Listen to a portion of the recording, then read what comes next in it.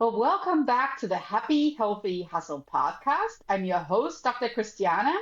And as always, I'm here today and share maybe some more insights about how we can keep up our hustle while staying happy and healthy. And I have an amazing guest here today, going to share some really fun insight. But first of all, welcome, Joe. Why don't you introduce yourself real quick to our audience?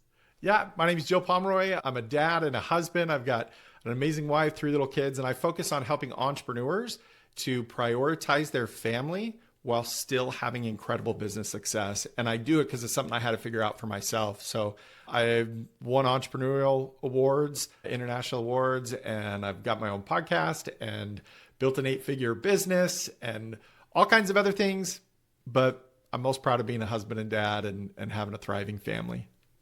Oh, I love that. And I know you refer to your audience as family builders. I think that's such a beautiful description of your audience. And like really, I can see this visually because I'm a visual learner and thinker. I can see this right in front of me. So let's maybe talk a little bit about what you build. And we can even use the term family builder right there. How would you describe your superpower? Because you've done so much, but I want to really pinpoint it to this one thing where you feel, yeah, that's like my one thing, that superpower right there. What is it? Yeah, I love that. So doing all those entrepreneurial things and winning awards and building that eight-figure business, I just proved something right now, and you'll see here. I thought my superpower was communication. I still stumble on my words, obviously, but I thought my superpower was communication. And then I got married. And then I realized I didn't know anything about communicating. And what I had to discover was my real superpower. And you also, Christiana, you also talk about how people's superpowers can change. So maybe it was communicating, but I have learned that my true superpower is being able to translate information, not necessarily language from English to German, for example, but from what one person can understand to what makes sense to another person. That's my superpower, translating that information. And it also means that you're appealing to different learning styles, which I'm always all about because I think that as an educator, we frequently think, well, you have to read this book, you have to read the 30 pages, and we talk about this. There are some questions at the end of the chapter we want to talk about. And that what we frequently don't understand is that we might not all be learning by reading. Maybe some of us learn more by doing the questions at the end because you're writing it out. And maybe you would even learn more if instead of like reading a chapter, it's like a word search, or maybe it's a work page, which is coming back to my Discover Your Superpower book or Master Your Goals book, is more while I appreciate looking at translating information so that we can all enter the learning path together. And it's just this is one linear path, but it allows like different viewpoints. Like kind of like what imagine you're in a national park. And there's sometimes like you can take this route or you can take this route. There's so Yeah. many different ways you can see beauty. It doesn't just always have to be this one path, right? Yeah. And of course, very fittingly, speaking about path, your superpower right there, let's maybe look at the other side of the superpower. What was maybe challenging in your life when you look back, Joe, that you feel Oh, like, yeah, goodness, that was a dark time in my life? absolutely. Well, when you have your superpower wrong, I think that can become a type of kryptonite in your journey. And it absolutely was for me because since I thought my superpower was communicating and everybody at work loved me and everybody at work thought I was great, the struggles I was having at home, clearly my wife's fault, right? If I'm so good over here and this is my superpower over here, then she's got the problem. And that does not work in relationships, whether they're business or personal, family. It just doesn't work when we see the other person as the villain or the problem. And that all kind of came to a head. I honestly didn't know how hard I'd been making things on my wife until one night, a small argument about something insignificant just escalated. And I threw a child-sized tantrum. And on my bare feet, I kicked in a cupboard door that was upstairs in our house, and which ended up stabbing into my foot. And I was bleeding all over our carpet. And my wife had just had enough. I mean, why would you stick around with that kind of tantrum, right? She grabbed some of her things. She headed downstairs. I kind of hobbled to the top of the stairs and I sit in there and I realize she's getting the keys and she's headed out the front door. And everything kind of froze in that moment, Christiana. It really just slowed down. And I had to decide, what did I really want? And I started to think about when my wife and I were dating. And I started to think about this life that we talked about having together. And I started to think about how much we laughed and the fun we had when we first got married and how things had slowly turned away from that.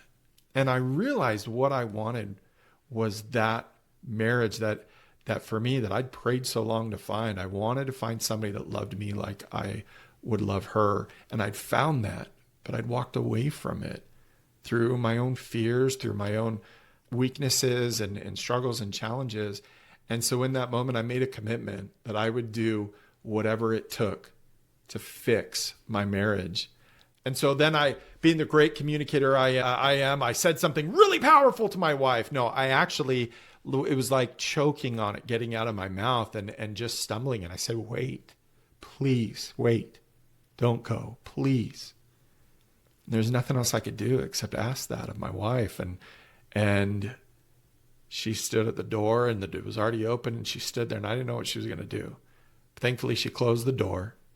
She turned around and that started just an incredible journey of healing, of introspection, all kinds of stuff. But yeah, that was just a dark, dark night. But it's like they say, night gets darkest before the sunrise, right? Beautiful. I have to tell you two things. First of all, you're an incredible storyteller.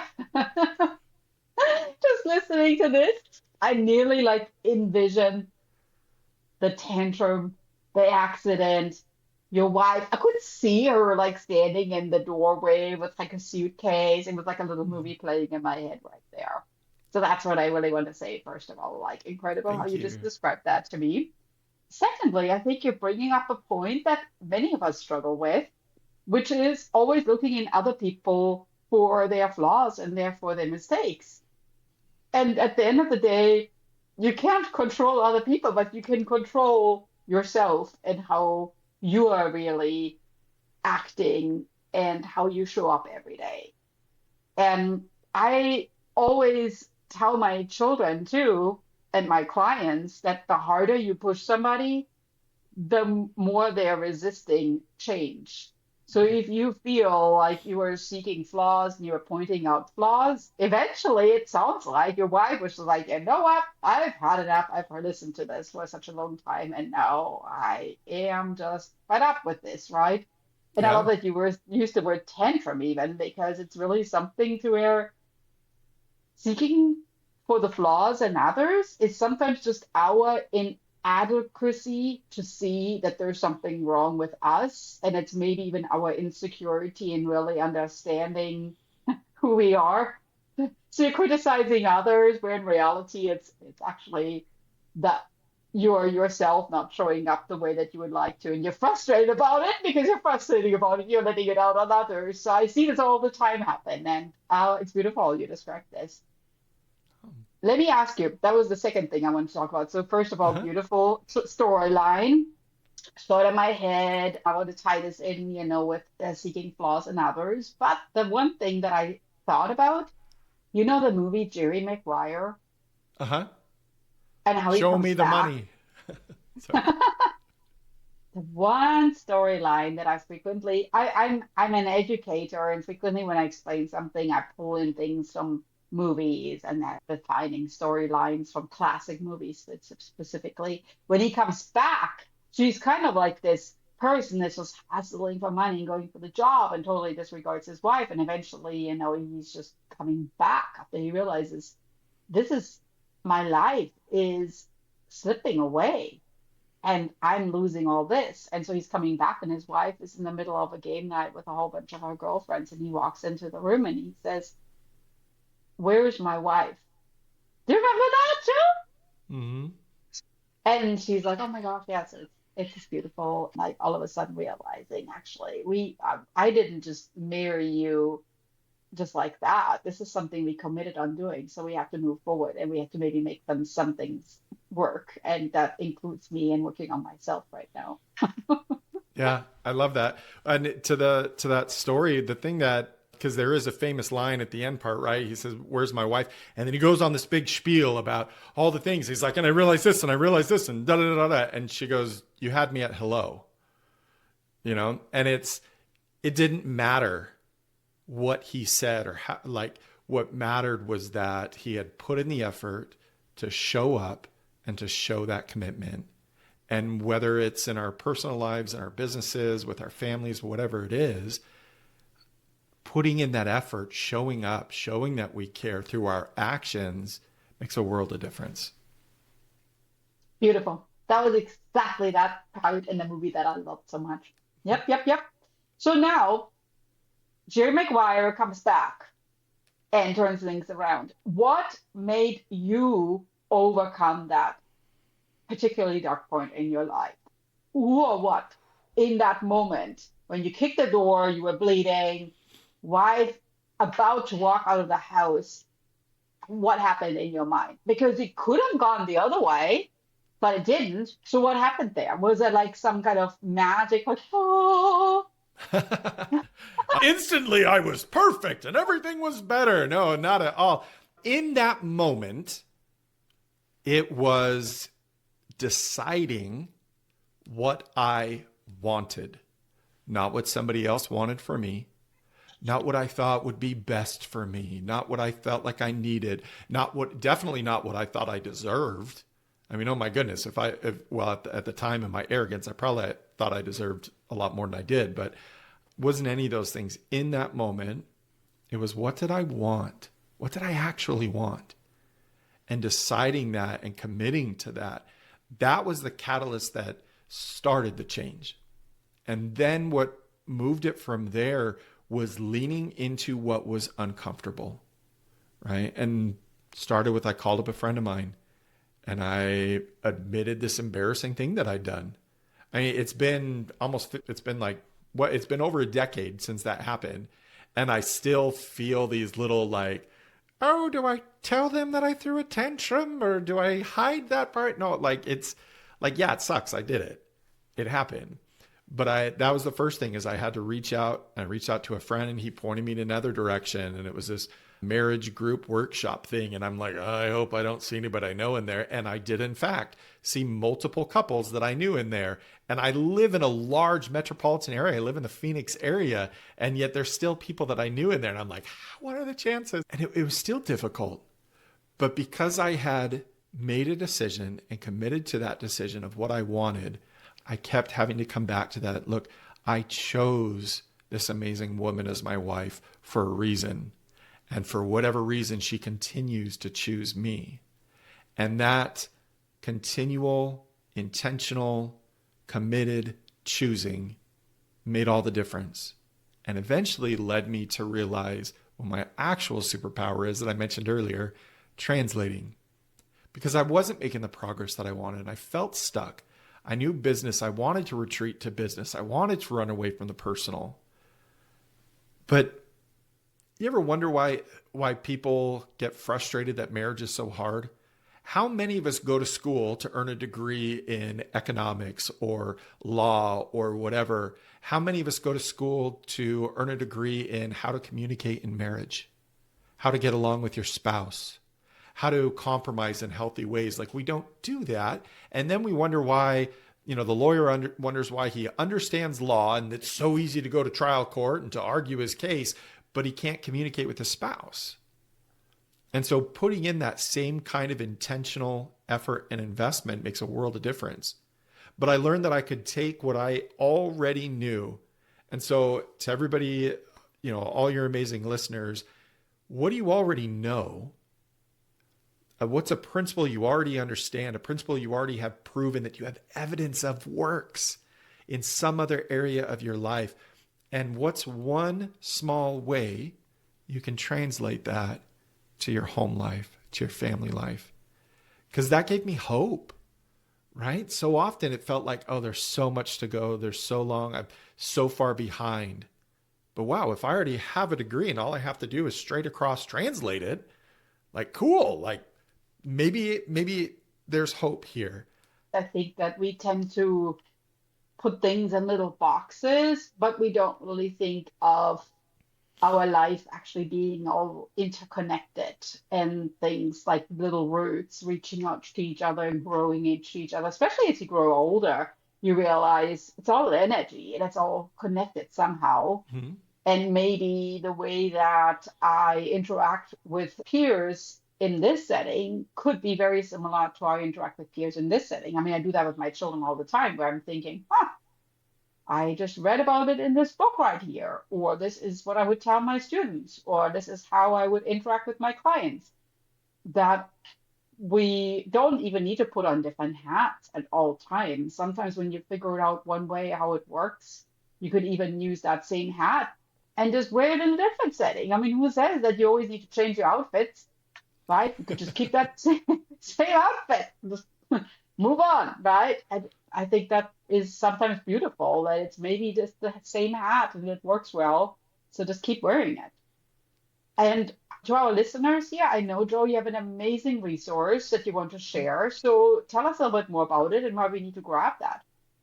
Yeah. So the link is forwardwithjoe.com/petite. So in honor of your petite practice method, which is amazing and I know is helping make a difference for all kinds of people, forwardwithjoe.com/petite. And when the listeners go there, probably the best way to explain it is as they've been listening and kind of processing what we've been talking about, questions have come up.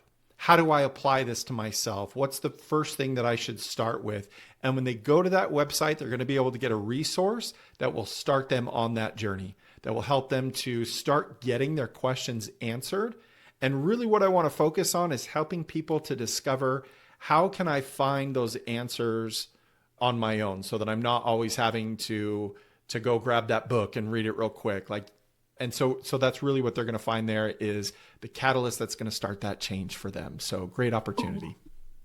I love the word catalyst. And to my listeners, I'm going to, of course, put that URL in the show notes as well. And I want to leave everybody with a beautiful quote that I saw yesterday. And I think it will beautifully put the ribbon on top of this episode right here. So the word fear has two meanings. It could be forget everything and run, FEAR, forget everything and run, or face everything and rise. It's your Ooh. choice. It's your choice. Face everything and rise, or forget everything and run. And I love in your instance, it sounds like you basically faced it and you rose. So, Joe, thanks so much for sharing your story here, how you overcame that moment of fear in your life, that struggle, and really discovered your superpower. To the Thank you so much for. audience, yeah, thanks so much for having you here. And to the audience, check out the show notes, get in touch with Joe. We have his contact information right there. And of course, tune into his podcast as well, which we're going to have right there too. Joe, why don't you check out a little bit or share with us, how can we get in touch with you? What's the name of your podcast? Yeah, on all social channels, I am at the Joe Pomeroy. I promise it's not an arrogance thing. It is the just what I could get as the handle. So the Joe Pomeroy on really any social channel. My podcast is Forward with Joe Pomeroy, which actually y'all can go check out and hear Dr. Christiane on the podcast. So more of our conversation there. So that'll be awesome. But yeah, those are some of the best ways. And if they go to that forwardwithjoe.com/petite, that's really the best way to kind of start their journey in becoming a family builder. Awesome. Thanks so much, audience, for tuning in. As always, this is your host, Dr. Christiane, and stay tuned for the next episode. Thank you.